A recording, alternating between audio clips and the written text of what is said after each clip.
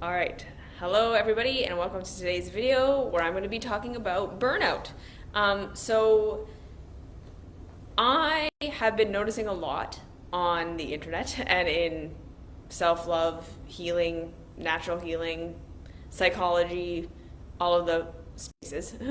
A lot of talk about burnout lately, and a lot of talk about like mental and emotional burnout, physical burnout, and this idea that there are ways that we can diagnose ourselves as having neurodivergence or hypersensitivity or being neuro different than normal people, having physical differences, having mental emotional differences, having spiritual differences, sensitivities, and all of these things, and how these things make us more prone to getting overwhelmed, to getting exhausted, to getting to a place where we feel burnt out and we can't carry on with life the way that we normally should.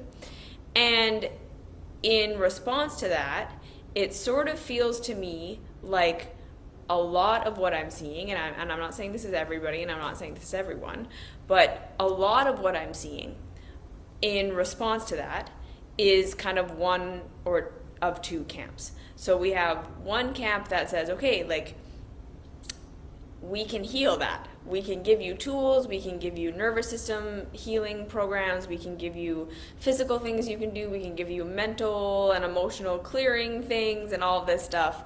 And hopefully, if you get enough of these tools and if you do enough of these practices and if you integrate them into your life enough and if you do enough healing and if you do enough changing and growing and all of this stuff, eventually you won't be the kind of person who gets burnt out anymore. You will be able to function like a normal person and do everything that a normal person does and to consume and produce at the same rate as everybody else, and you just won't get burnt out. Or you will manage yourself in a way that will make it so that you can function normally and look like you're functioning normally to the highest level that you possibly can without getting burnt out. And that's kind of the goal, is to get you to a place where you can be normal, right? So you have enough tools in your toolbox to support yourself so that you can keep doing what everyone else is doing and then like go and do your healing work and then go and do your relaxation, go and do your nervous system stuff, have your diet on point, whatever it is that you need to do so that you can be normal and not be in a state of burnout, okay? And there's that side of it. The we can make you normal side basically is the kind of short and long of it. And then there's the other side where they say, like, you know, fuck this, fuck the system, everything is hard, we all just need to learn to rest, we all just need to learn to take breaks, we need to give ourselves breaks, and this burnout is too much and we need to fuck the system, just like quit everything or slow down completely or take naps or whatever it is. And there's this movement of like, let's completely change the way that we operate, let's completely rebel against the system as it stands and not participate, essentially. So like I say, we're seeing that a lot of people are burned out, we're seeing that a lot of people are exhausted and fatigued, and with this, I'm going to talk about this in a second, like emotionally and mentally just overwhelmed and like existential, and what's the point of life and what's my purpose and all of these things. And the two solutions we're handed are, here are a bunch of tools that you can do and healing modalities that you can engage in and stuff that you should work with to make you normal. Or, yeah, like, fuck the system, it's the system, and there's like that feeling almost of like there's nothing you can do about it, or you're expected or told to just like stop, right? Just stop doing that stuff. Just stop doing the things that burn you out and then you'll stop being burned out, and like fuck the system. And I don't know that either of these two methodologies, when taken to their extreme, are practical for us. And I think this is what I want to talk about today, in the like, let's see if we can find kind of like a middle ground and a practical way of looking at this, like a practical way of understanding this that can give us some practical tools. Because at the end of the day, just like with everything, we live in a world where there are systems and structures and powers and ways that we sort of have to get along with things that when we don't do them, when we don't participate, if we just try and quit it and whatever, the consequences on us are worse than participating. There are systems and structures and things in place that we can't just quit life. We can't just give up. We can't just rest and not participate and still get our needs met, right? And so I feel like there's this fine line between participating the way that we kind of have to in order to have our basic needs met, in order to continue functioning, and understanding that we can't always do what we would want to do and do what would be like ultimately nourishing for us, because that's going to mean having to sacrifice something that is vital in another area of our life or in another way. Or, like I say, it's not practical to completely internalize burnout and to completely internalize existential dread and existential crisis as though it is just a weakness in us, and we keep looking for the thing that's wrong with us that's making us that way, right? We look for the neurodivergent diagnosis, we look for the chronic illness, we look for why can't I just keep up with society, and what's wrong with me, and what do I need to do to fix myself so that I can keep up? And I don't think that is ultimately completely practical either, because again, the reality is our systems and our structures and our functions and the way that we're doing things are just not optimal. And if we are constantly internalizing our reaction, if we're constantly internalizing our failure to live up to the system as something wrong with us, we will never demand that the system change. We will never check out of the things that we can check out of, and that will really actually help us. We won't realize the balance, and we won't see the power we have in finding that balance of participating to the degree that we need to participate in order to keep ourselves functioning, and demanding that the system change via checking out of the things that we really don't need to be participating in, and so on. And then before I get into that, I do want to talk about burnout and fatigue and existential crisis in a little bit more broader terms, because I think for a lot of us, we are in a state of burnout and we are in a state of exhaustion and a state of kind of like chronic fatigue and chronic anxiety and chronic depression that we're not noticing, or that we're noticing and we're blaming on ourselves, versus being able to identify where that existential dread and fear and fatigue is actually coming from. Okay? So number one, again, I'm always going to want to be here to normalize the existential reality of being alive. I just don't think it's a pathology that people at multiple times in their life, or kind of for all of their life, whatever, have this underlying sense of anxiety about survival and anxiety about life, and like, why are we here, and what is the purpose, and a feeling of insecurity that we're going to be okay, and that we're going to be safe, and that we're going to be able to not suffer and have pleasure. Because ultimately, that is life. That is being human. That is being self-aware but not fully aware. And for a long time, I just feel like the awareness of the existential reality of being alive has been pathologized, because it's not the normal way of viewing the world, right? A lot of people just don't see life that way. They're kind of in their bubble, and they're living their lives, and they're going from pleasure to pleasure to pleasure, and they're seeking their thing, and they're just not really thinking about stuff. And this kind of higher level of awareness, which is basically what it is, that we are living beings on a flying rock through space in a galaxy that we don't understand, that's going nowhere. We don't know where we came from. We don't know where we're going to go when we die. We don't understand really any of this. And so much of being alive and survival is out of our control, and we have these bodies that we don't fully understand, and we have other intellects that we don't fully understand, and we have spirituality that we don't fully understand, and we have relationships where everyone's like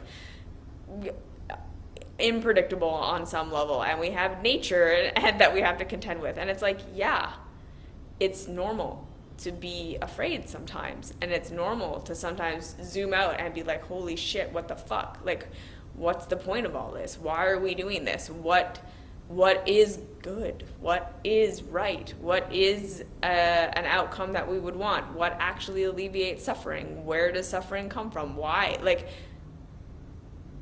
if you're feeling that and you're having those thoughts and you're experiencing the emotions that go along with that, that's not a pathology. That's just an awareness of reality. And so, like I say, there's a lot of people that just don't have that, and so we're abnormal when we do. And at the same time, I think it's been pathologized and demonized and pushed away and made to be something wrong with you because it's uncomfortable for everyone else, right? Like, if you're not the kind of person who thinks about that stuff, and then someone comes into your reality and like makes you think about that because they're thinking about it and they're talking about it and they're feeling, of course it seems to me that the human instinct would be to like, oh, make it that it's that person's problem, because I don't want to own that. I don't want to look at that. I don't want to feel that. I don't want to experience that. I want to make it that there's something wrong with them, and that's a weird thing, and that's like a thing we can fix. Like, just no, put that over there. And like I say, like, I know just in my personal experience, like, a lot of people who are diagnosed with eating disorders or addictions or have deep coping mechanisms, who numb out a lot, who have high levels of anxiety, high levels of depression. It's like, again, we're pathologizing as though there's something wrong with that person. And sometimes it's like, I'm not saying all the time, I'm saying sometimes these things come as a coping mechanism for how else do we navigate the existential reality of being alive in a culture that doesn't talk about it and that doesn't give us tools for navigating it. And that's also the biggest thing, right? Like, I just feel like the spiritual and self-help and personal growth worlds are failing us so much in that they are continually selling us a we can make that go away. We can make it so that you self-actualize, we can make it so that you find the right partner, that you find the right healing modality, that you find the right relationship, and then all of that pain is going to go away. You can perfect yourself, and then that existential reality of being alive will no longer exist for you. And it becomes superstition, and it becomes obsession, and it becomes culty, because we cannot deliver on that promise. What we actually need as a humanity when we are facing these existential crises questions is tools for processing these existential crises questions. What we are being sold is that we can make that pain go away. And the reason that pain exists is because you don't have the right relationship. You don't have the perfect, because when you have it, it will make you perfectly secure. And when you're perfectly secure, you'll feel perfectly safe and perfectly loved, and then everything will be perfect. If you heal your body, you'll feel perfectly secure and perfectly safe, and like all of your pain goes away, and then you'll have this perfect life. If you find the right religion and the right spirituality and you do all the right spiritual things, you get a promise that when you die, it's going to be great. And we can't ever deliver on that. Again, because that does not exist in our reality. Perfect safety, perfect awareness, perfect peace, because we have it all sorted out and we're in complete control and nothing bad is ever going to happen to us again, doesn't exist. So like I say, I feel like ultimately this pathologizing of this awareness of being an existential reality, the cultifying of it, we can give you the solution to it in some sort of form of self-perfection or spiritual perfection or relational perfection, or if you find your purpose or you find your meaning or whatever, life is always going to feel amazing. It leads us to more and more insecurity and doubt and just fear and anxiety. And like I say, it leads us towards obsession over things that are never going to fill the void, that are never going to make us feel the way that we want to feel, even if we achieve them. It makes us become obsessive about our thoughts and about our manifesting and about our whatever, because we just want to believe that if we could just finally get in control, we can get rid of this existential reality. And what I'm saying is, just in my personal life and in my personal opinion, what has actually made it so that living is more bearable and more enjoyable and more practical is admitting to myself that existential reality of being alive is always going to be there. I'm never going to fully know. I'm never going to have full security. I can't live my life trying to make sure that no pain will ever happen again, trying to make sure that I'm perfectly safe and perfectly loved and that everyone around me is never going to abandon me and that my body is definitely going to get better and that things are never going to get worse, because that's not reality. Perfect safety does not exist. Perfect awareness does not exist. Perfect manifestation does not exist. I don't know what happens after I die. I don't know if there's a God or not. And I can't definitively prove or make any of that stuff solid. And admitting that to myself is actually so much more of a relief for me than trying to run away from that reality. To understand that I am an adult who can make choices and I have some control and I have some awareness and just, again, that kind of what I think is like timeless wisdom from the Bible of accept the things I cannot change and the courage to change the things I can. And to live with that existential reality and not see it as an enemy. To just see it as an awareness that, like, yeah, I don't know. And that's okay. And there's going to be pain.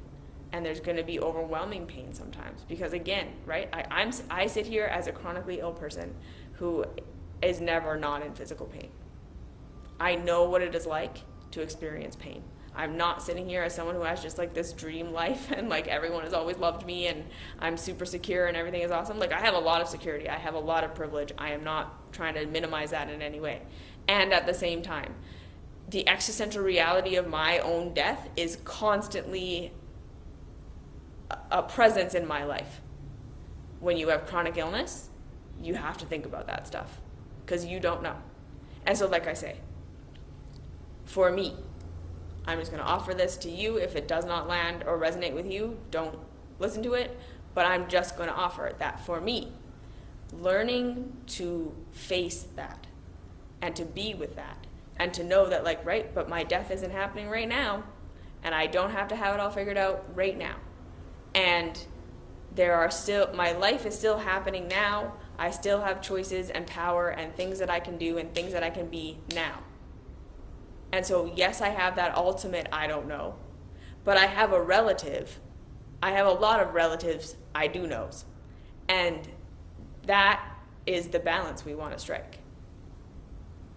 That we're going to do the best we can while we're alive.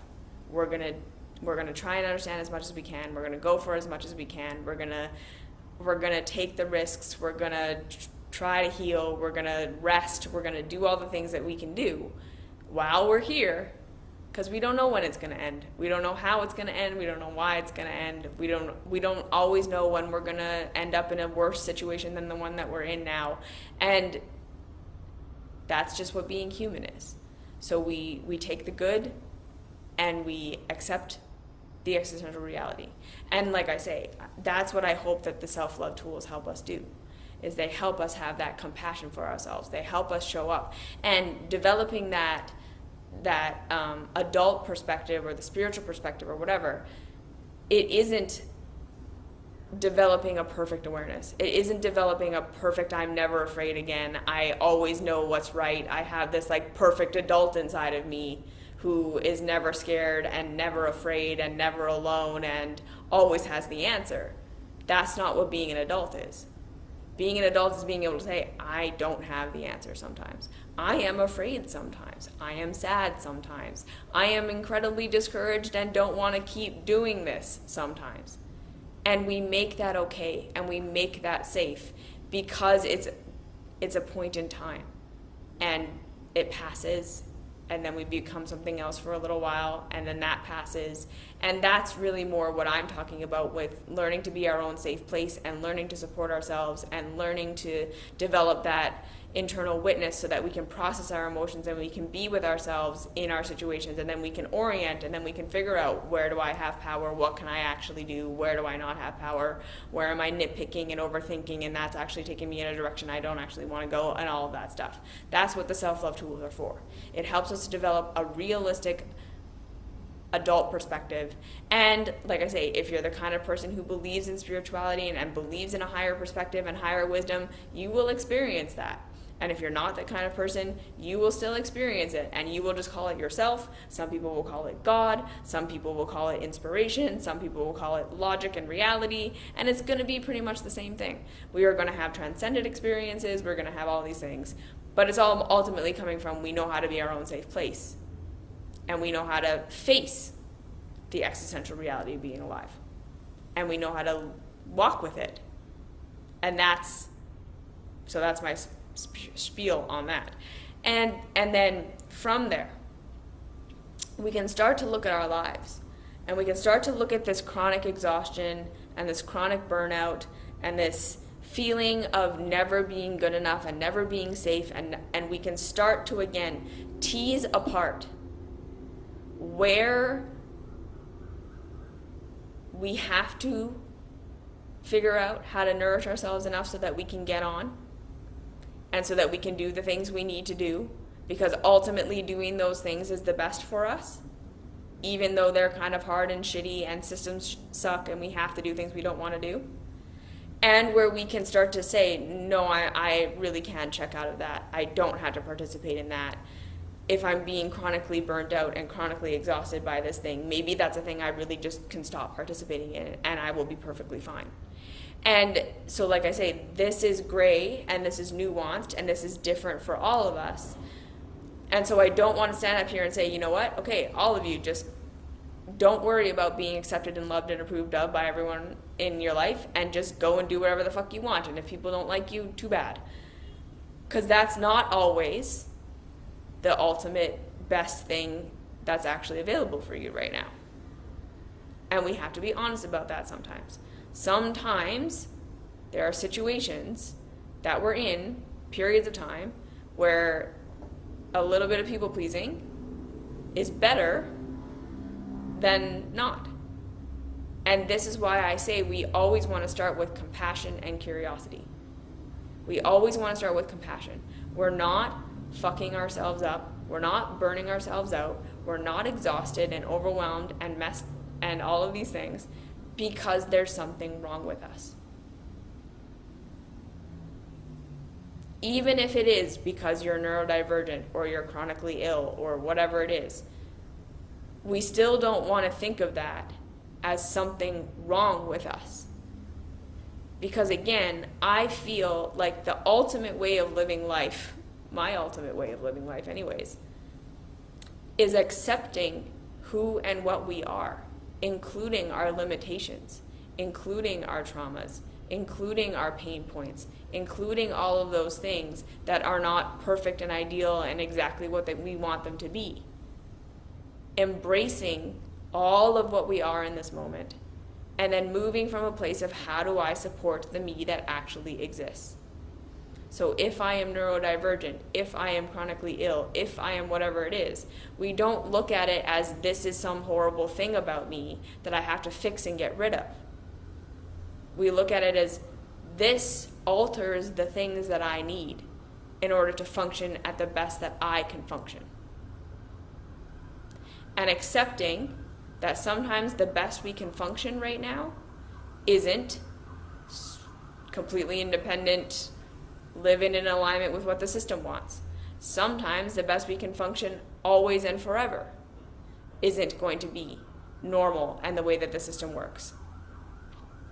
And learning how we can best navigate the reality of who we are within the context of the culture we live in and the family we live in, and how we can take steps to better support who and what we are while not abandoning ourselves, yeah?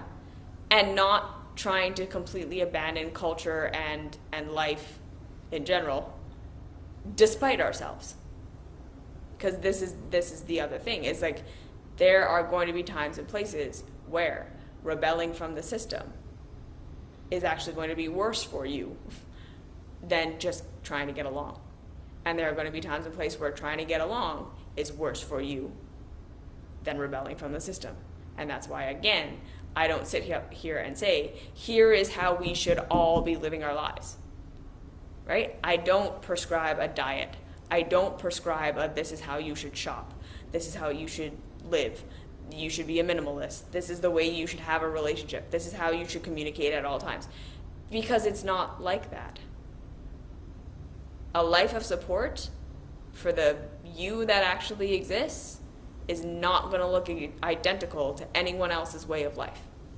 What is pertinent for you right here, right now in your life isn't going to be a protocol. The protocol is tune into yourself, look at your reality, figure out where you have needs, where you have pain, where you have desire, all of these things, and how you can start to adjust your life to match you in the best way possible, that you can get your needs met in the best way possible, and how you can live in community the best way possible. Because this is, I think, kind of where we lose the plot, is all of what we're given in the self-help, personal growth, spirituality world is quite, not all of it, but a lot of it is very individual focused. And that's not a bad thing. We want to focus on ourselves. We want to figure out who and what we are and our individuals. But when we're only looking at that and what's best for me and what do I need to do, and we are going to get confused because we're not taking into account the fact that we are part of a community and that we are always going to be interdependent and that we're not ever going to just be able to just do whatever we want and no consequences. We're in a relationship with other people, we're in a relationship with systems, and we're in a relationship with reality that isn't us. And so finding the balance is what this self-love journey is. Okay, so let's bring this back to burnout. First things first again about burnout is if you are experiencing burnout, if you're experiencing chronic, I can't work the way normal people work, I can't live the way normal people live, I can't have the relationships that other people have, I get overwhelmed, life is too scary, life is too much, we have addictions, we have coping mechanisms, we have things that we go to in order to sabotage our own progression into the world, there is nothing wrong with you. There's nothing wrong with you, there's nothing wrong with you, there's nothing wrong with you. Life is overwhelming. Being an adult in this reality is not easy. And I think, again, we tend to be pretty harsh on ourselves and other people around flaws that we see in people and people not keeping their shit together and people having these big kind of gaping holes in their lives where it's like, how can you say that you're a functioning adult when you have this thing going on? And we look at our gurus and we expect them to be perfect, and then we find out behind the scenes they're struggling with a whole bunch of stuff. And yeah, I think a lot of the time we need to kind of just be like, that makes sense. That's par for the course. Again, admitting to ourselves that adult life is hard and adult life is really exhausting and intimidating. And when we think about it and we think about all of the pieces that are involved and we think about relationships and keeping up with our bodies and paying rent and having a job and trying to be spiritually fulfilled and all of these things that we're told that we're supposed to be doing all the time, it's very overwhelming. Second thing, our culture and our economy is still built fundamentally on the idea of you never feeling good about yourself. And we have to remember that, because that's something I'm going to go into in a second, is sometimes the burnout we're experiencing is coming from trying to keep up with a culture that is simply unsustainable for everybody. And we're struggling not because there's something wrong with us, not because we're neurodivergent, not because we're hyper special sensitive or whatever. It's literally just because normal doesn't work for anybody. And so lots of people are participating in normal and making it look like they're fine on the surface. They have a great career, they have a relationship, they have whatever. But then all the other areas of their lives are total messes. Because in order to achieve such high levels of success in one area, they're having to sacrifice all these other areas. And we've seen this over and over and over again. The most successful people in our culture are the ones that have the money, is basically what we consider success. And having money gives you a lot of privileges and access and makes keeping your life together to a certain degree easier. But that is usually then coming at the expense of all the people who have to sacrifice in order to hold you up. Or you're really highly successful in one area, and the thing that is being sacrificed in order to create that success is the other areas of our lives. If we really look at the culture that we have, and the levels of success and wealth and things we're supposed to own and stuff we're supposed to participate in and relationships we're supposed to have and what our Instagram lives are supposed to look like, of course we're exhausted. Of course we're burnt out. Of course we're chronically anxious and depressed and unfulfilled. Because this way of life is not in alignment with how humans function. And I still continually go back to the blue zones, where people are living the longest, which tells us what? If people are living the longest lives in these areas, that means they are proving that their way of life is sustainable. That's the very definition of sustainable. You can do it for a really long time and be healthy. And everyone wants to be, what are they eating? It's not what they're eating. The commonalities in all of these places where there's a sustainable way of life is that they don't overdo anything. They work for the purpose of accomplishing enough for the community, and then they don't push it past that. They have hobbies and things that they like doing that are creative outside of their work that they don't do for money because they have enough from their work. They're community oriented. They work together. They are not in competition. They see their community as self.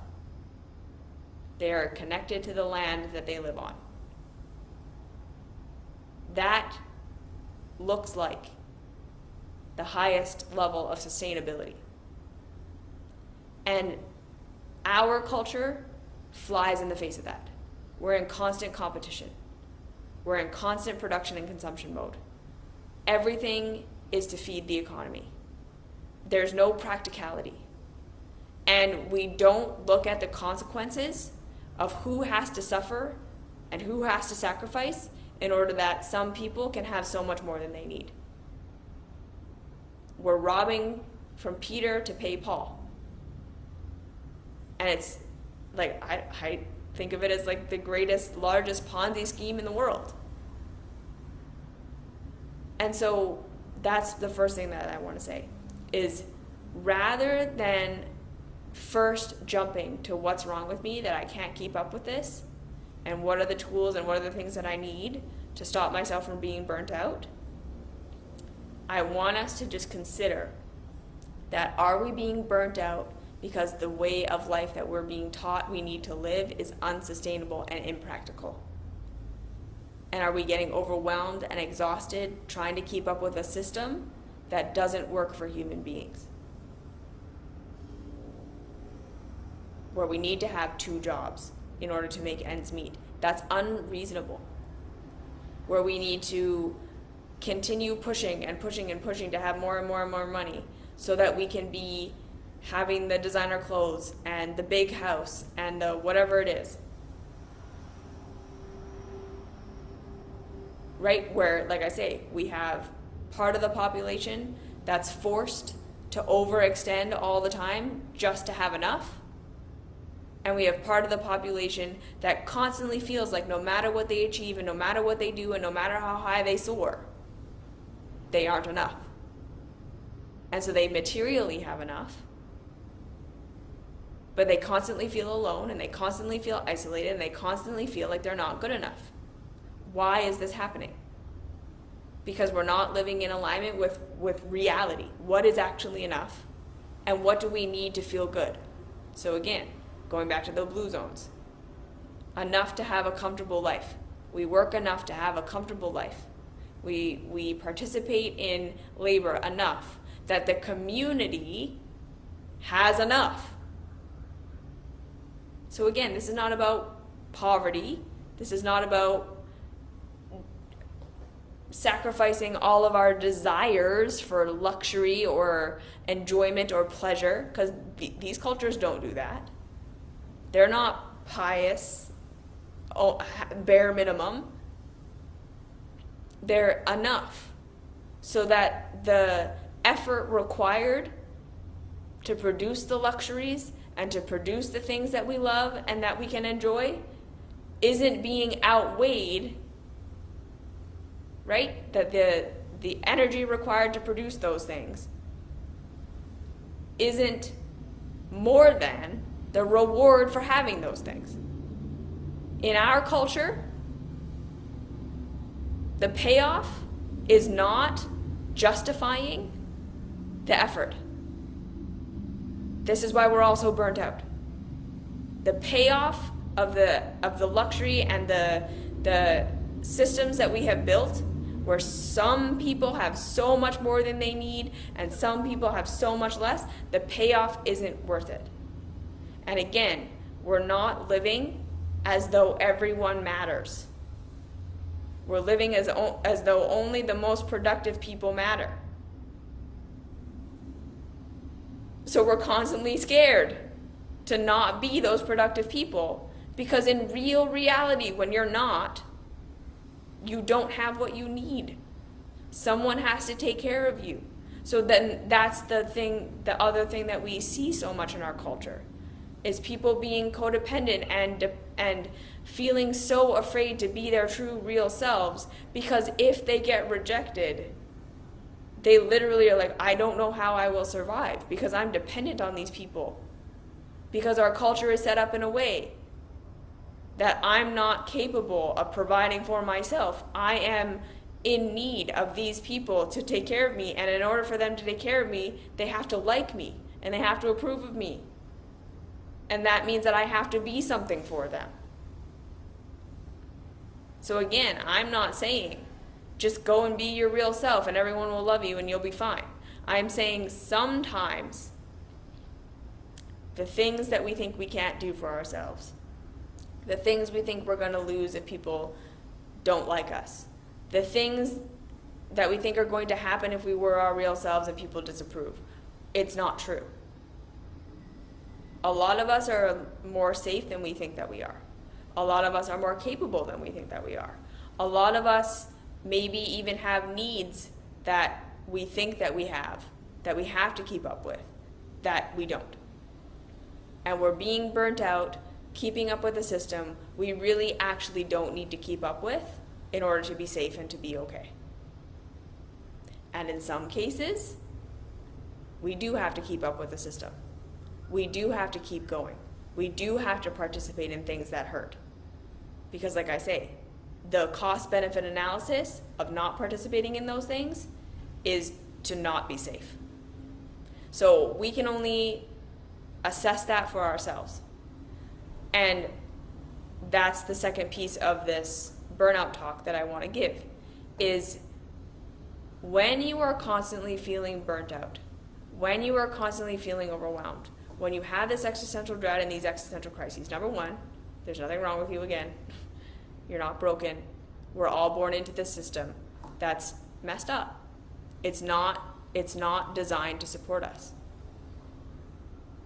And that's the reality of it. Our current culture and our current systems are every man for himself, the survival of the fittest, and the fittest exploit everyone else.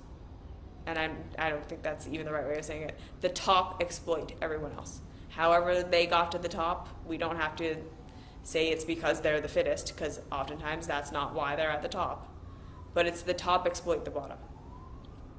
And the top requires that the bottom be exploited in order to stay at the top. And we're calling that a successful society, and I think that that's pretty fucked up. Like, to me, that's the matrix. This idea that approval within this system, where in order to be approved of within this system, you have to be an exploiter. Yeah, sensitive people are going to be pretty burnt out by that. Anyone who has any kind of emotional sense of empathy for anyone else is probably not going to feel good about that. And that's not a pathology. That's a reality. And that's a sensitivity, and that's empathy. And that's not bad. So there's that. And then the second thing is, where can we start to really get honest with ourselves about the things we just don't need to be participating in? That it's not about learning new skills and new tools to make it so that we can keep going and be normal and participate, but it's about learning the things that we can stop doing. We don't need to have the fashion. We don't need to have the beautiful Instagram. We don't need to have the latest and greatest thing. We don't need to keep, because even this, in the spirituality, self-help, personal growth world, we don't need to be continually leveling up when we've reached a level of sustainability in our lives. And I think that a lot of people still feel like if they reach a kind of good, that it's a failure to not then push yourself to the next level. Why? Like, unless it really brings you joy to go to that next level, unless there's something inside of you that's like, it is fulfilling for me. It's not burnout for me. It's fulfilling for me to strive for this next level. Or there's something so painful in where that I am right now that the pain and struggle of getting to the next level is worth it. Unless that's what's happening, so like I am just so passionate about this thing that it doesn't burn me out to do the hard thing to get to the next level, it's exciting. Or what I'm in right now is so painful that the sacrifice of the hard work it's going to take to get to the next level, which is going to sometimes lead to burnout for me, is worth it for the payoff in the end. Unless that's what's happening, we don't need to level up. And in some cases, it is better for us to learn how to exist in what we've created and how to optimize what we've created and how to be in that and be someone who is at peace. Think about that. Don't catapult yourself into the next level of chaos thinking that's a spiritual thing. If you could have been a person who had attained relative peace and then been there and been that stable support for your community and your family and the people around you, you didn't need to level up. You could have been a base of support. You could have been good and enjoy your life. That is not a spiritual thing. Just think of it that way. Chaos will create itself. And I have said, right, that when we're in a state of life generation, we're in a constant state of growth. And what I mean by that is not a constant state of expanding what we have and what we're doing. Growth is not always going to look like an external accumulation. Sometimes growth is learning when to say, this is good enough. This is enough. I have done enough. Let's stay here. And then all the stuff that comes up when I'm not running anymore, let's deal with that. I've experienced that in my life. Getting to a place where getting out of what was so horrible, because this is the next thing that I want to talk about. The real reality of life sometimes is that what it's going to take for us to get out of the shitty situation that we're in sometimes requires that we push ourselves past what would be reasonable. That we push our bodies and we push our minds and we push our spirits. Because the payoff is, I will get out of this situation and I can recover on the other side. I've experienced that, and I don't think that was wrong. There have been times and places where pushing was necessary. And so part of this burnout conversation is this burnout you're experiencing worth it? Is it something that if we don't push and if we don't go for it, we can find a little bit more relative security in the shitty thing that we're in, but we can't make progress out of it? And then deciding for yourself, what would you rather have? Because again, there's no right answer. This is your life. Do you want to try to find as much relative safety and security in the thing that you're having right now, and working with your nervous system and working with your diet and working with whatever to try to make what you're in okay as much as you possibly can? Or is it worth it to you to push it a little bit for a little while and to struggle a little bit for a little while in order that you get yourself out of something shitty and then kind of have to recover from that on the other side? And there's no right answer. That no one can tell you what you should or shouldn't do. That's just a thing you decide in yourself, what is worth it and what isn't. But like I say, sometimes this world, what it's going to take for you to get to where you want to go is going to lead to burnout. And you didn't do something wrong, and there was nothing wrong with you, and there was no way you could have avoided it. You were in the negative. Like, that's where I was, right? I started in debt. I started chronically ill. I started traumatized. I started with so much self-hate and self-loathing and religious trauma and didn't have money and didn't have resources. That getting to where I am now required multiple years of pushing and going past what my limits were and having to ignore my body sometimes and just do it anyways because shit just needed to get done. And that's the reality of life sometimes. We're not always going to be able to honor ourselves and not get burnt out, because sometimes life just needs to happen. And like I say, the cost-benefit analysis. Me giving up felt good in the moment, but long-term was going to be shitty. Me keeping going felt shitty in the moment, but long-term was good. So we just have to do that cost-benefit analysis. And like I say, that's where those tools come in. This is how you navigate burnout. This is how you support yourself. This is how you do whatever so you can keep going. Sometimes that is required. Either because to not keep going is worse, the consequences are worse, you can't change your reality, and so your two ways of dealing with it are, how do I manage it, or keep going so that I can push out of it. Sometimes that is reality. And then like I say, other times when the reality is, no, this is a thing I don't need to participate in. So like I was saying, some of us are going to experience that for a while we did need to push, and we did need to keep leveling up, and we did have to keep going. And that was appropriate for a while. And then the next level of growth for us is learning how to stop pushing where we no longer need to push. We reached a place of safety. We reached a place of relative good. And now we can go deeper. Now we can heal that trauma that it took to get us here. Now we can learn to be a stable place. We don't need to keep pushing. We have our needs met. And we can learn that growth sometimes looks like restraint. Growth sometimes looks like stop and enjoy it. Stop and be in it. Stop and heal. Because there's a whole bunch of stuff that's coming up in the rest that's making you want to keep running.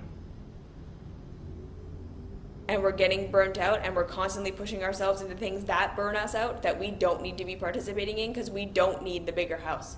We don't need the bigger wardrobe. We don't need the promotion. We don't need to expand our business. We don't need more clients. We're good. And we can tell because we are. Again, reality will show you. You have enough money. You got a roof over your head. You are secure to the degree that you can be secure in this life. You don't have to keep pushing. So what would your life look like if you just started to explore other areas of yourself? You just maintained what you had for a while. You healed some of the stuff that all of the generations before you were never able to heal because they weren't able to rest. We have to be honest with ourselves of where are we on this spectrum, instead of constantly assuming there's literally nothing we can do about it as a system, so we're just fucked, or there's something wrong with me that I can't keep pushing and I'm getting burnt out and I need to manage that. What's really going on? Where can you pull back? Where are you being pushed by culture and society to continue to strive after a thing you don't need to strive after? Because again, I will speak from my personal experience. I learned along the way that there were a lot of things that were overwhelming me and stressing me that I just didn't need to participate in. You will notice I don't participate in fashion. I don't participate in makeup. I don't participate in trends. I don't participate because that stuff overwhelms me and I don't need to. And so yeah, do people think I look weird and do people think it's weird and whatever? Sure. But does it affect me? Not really. And learning that real difference between does it affect me? Like, does it actually affect me? Because for some people, it will. You want to be in a specific career where how you look matters, it's going to affect you a lot more than it affects me. So I'm not saying everyone should be like me and just not care. I'm saying decide for yourself. Is the effort required worth the payoff or not? That should be the question we're asking ourselves when we're burned out. Is the effort required worth the payoff? Is what I am getting by pushing myself to participate in these things actually worth what I get in return? Do I need to do these things in order to get what I'm getting in return? Because that's the other part of this. A lot of the time, the people pleasing and the ways that we're working and the ways that we're doing things, we think this is the only way to get my needs met. And if I stop doing this, it's going to be a disaster. And it's not actually true. There are other ways of getting needs met. There are other ways of doing things that are far less painful. So my invitation for you, again, is always, if you're in this burnout place, again, high level, start from the beginning, there's nothing wrong with you. You're not broken. If it's existential reality, if it's realizing how life just is really hard and scary and there's lots of elements to it, and sometimes when you think about the whole thing, it just like really overwhelms you, yeah, that's normal. There's nothing wrong with you. You're paying attention. And I just want you to know that you're not alone and there's nothing wrong with you. And like I say, these tools of safety and these tools of being able to acknowledge that and be honest about that with yourself and be here in this community where you're completely welcomed and understood, and I can validate that, and we all feel that way too. Have that compassion. Second thing is we start to look for, okay, where do I have the power to check out of some of these things that I don't need to be doing? Where do I have the power to learn how to rest even though that's scary?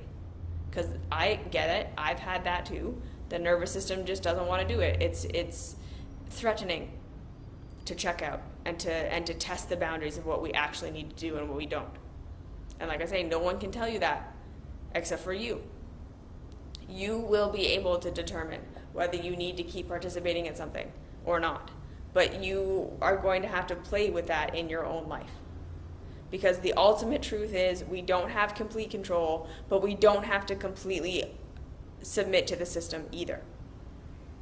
A lot of the time we have more freedom and more capacity to be okay than we think that we do. But we have to play with those edges. And so we first get honest with ourselves about what are the things that are burning me out? What are the things that are constantly overwhelming me? What are the things that are constantly driving me to this place of not being able to continue functioning? Get honest about that stuff. Actually allow yourself to admit to yourself the things you don't like, the things you can't do, the things that don't feel good. And then second, start to slowly investigate with compassion and curiosity, slowly playing with your edge of what do I need to keep participating in? What can I let go of? Where are the areas I can challenge my nervous system to experience something different and see that I actually am okay and that the whole world doesn't fall apart?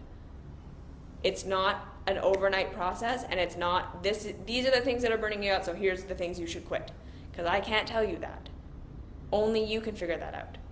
And then again, figuring out where the effort of working towards something better and pushing yourself out of where you are to go for something is worth the effort.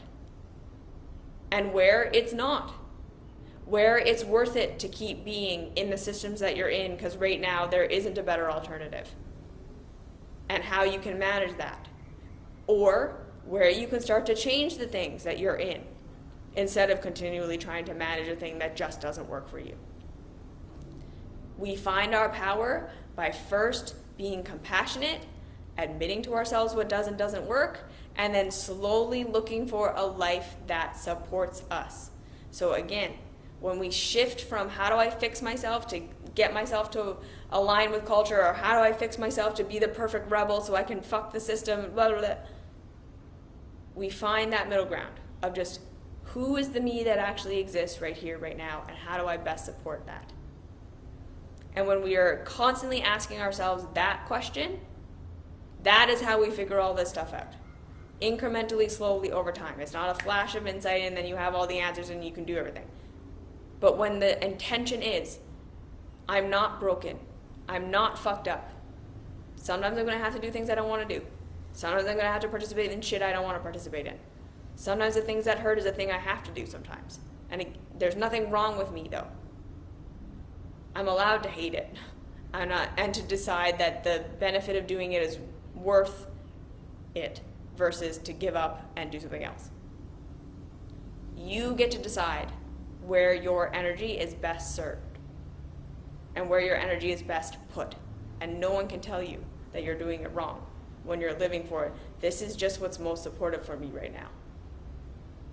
Out of all of the options that I have, this is the most nourishing for me.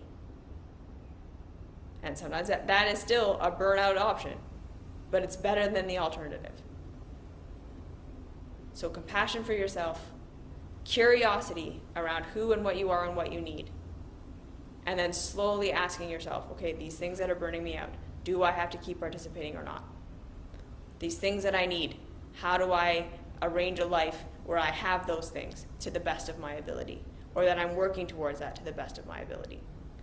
And if the ways that I'm getting my needs met right now are burning me out, are there other ways? Just being open to that exploration. Because sometimes it's not because you're neurodivergent or sensitive or whatever, it's just because the system is shitty and you don't have to do it. And I just want to say that. There are going to be things you're going to figure out in your life that you hate, that you just don't have to do. And people will think you're weird and but you'll be okay. And I don't want you to miss out on that stuff because you've been told that you need to just manage. You don't have to just manage. If you're showing up for the you that exists and working from that place forward, what best supports you? That's the question I want you to ask yourself around burnout. Okay? There's nothing wrong with you. You're not broken. It's moving the best you can towards a life that supports you the best you can, which is not always going to be perfect. That's why we say the best we can, not perfectly, And there's nothing wrong with you if you have existential dread. Okay? So, sometimes it's not because there's something wrong with you. It's just because you can check out of a thing. And we can create a new world of cooperation and enoughness by not continually forcing ourselves into competition and going past what we actually need. We can check out of that. We have power. Not ultimate power, but some power. Okay? So where are you pushing past where you don't need to? That's a good question to ask ourselves. All right. I love you. You're fantastic. You're amazing. You're good enough just as you are. And I'll see you next week in the next video. Mwah.